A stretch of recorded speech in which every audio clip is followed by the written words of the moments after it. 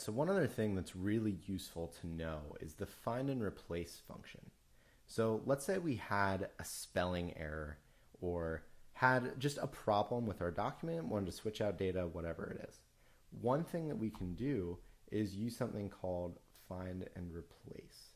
And so what that does is that allows you to, it tells Google Sheets, you know, I want to find any cell with the word, say, swimming again, and replace it with swimming. So find, it'll highlight the next cell. As you can see, the cells are going to be moving down here. So it'll find the next cell, and then you can replace it. So you can press it, and you can see replacements are being made every time we hit replace. So there are two swimmings misspelled, or you can just hit replace all, and boom. All instances of swimming are now replaced with swimming spelled incorrectly. And so now you can see throughout the rest of the document, everything is spelled swimming. So now we're obviously going to fix that, but I just wanted to swimming replace with swimming properly spelled.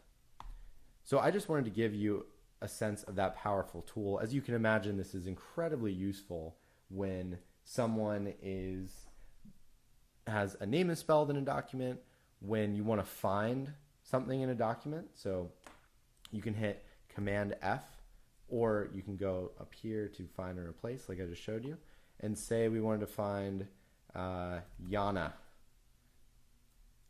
So that will show us the cells that contain the text YANA.